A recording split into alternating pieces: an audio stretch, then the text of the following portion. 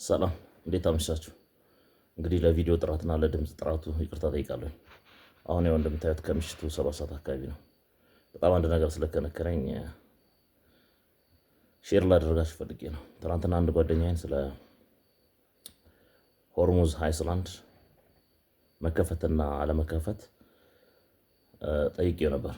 ምናልባት የፖለቲካል ሳይንስ ምሁር ስለሆነ በጉዳዩ ላይ እንድናወራ ፈልጌ ነው።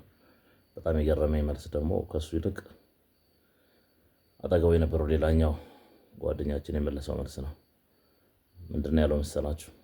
የአክሱም ሐውልት ለወላይታ ምኑ ነው የሚል አይነት በጣም ያረጃ ፈጀ ቀልድ ነው የቀለደው። ኦፍ ኮርስ ይሄም አባባል ቢሆን እንደተባለው የቀድሞ ጠቅላይ ሚኒስትራችን መለስ ዜናዊ የተመለሰ መልስ አይደለም። ኢዝ ቬሪ ዋይዝ ፖለቲሽያን እንደዚህ አይነት በጣም ሲል የሆነ መልስ እንደማይመለስ ያኔ ፖለቲሳይዝ ለማድረግ ስለተፈለገ ብቻ ቃሉ እንደተጠቀሙት ነው የሚገባኝና ምን ያህል እንግዲህ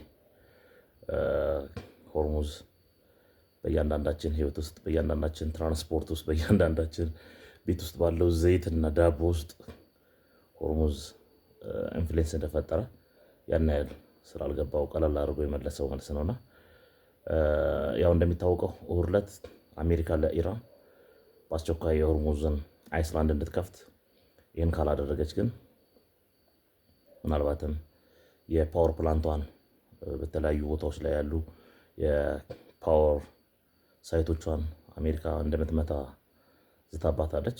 በሚገርም ሁኔታ ደግሞ ኢራንም ለዚህ ዛቻ ምላሽ ሰጥታለች ማለት ነው። ምናልባት ይሄ ፓወር ፕላንት የሚመታ ከሆነ በሚድል ኢስት ያሉ የንጹህ የውሃ መጠጥ መስመሮችና አጠቃላይ ያሉ የፓወር ሳይቶችን በተመሳሳይ ኢራን ሪቬንጅ ለማድረግ ዝግጁ መሆኗን ገልጻለች ማለት ነው። የተሰጠው የ48 ሰዓት ዋርኒንግ ኦልሞስት እያለቀ ነው። እስካሁን ባለው የኢራን ልምድ ኢራን ፍንክች የምትል አይመስለኝም ፐርሰናሊ በእኔ በኩል።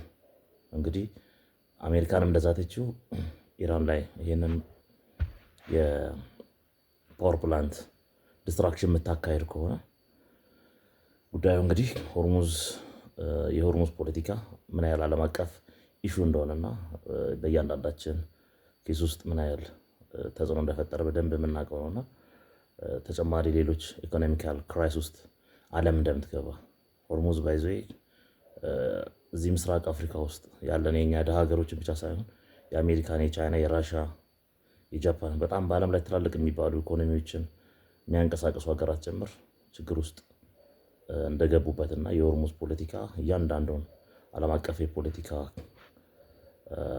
ኢሹ እንደሆነ ሁላችንም እንረዳለን። ጉዳዩ እስካሌት የሚያደርግ ይመስለኛል በእኔ በኩል ማለት ነው።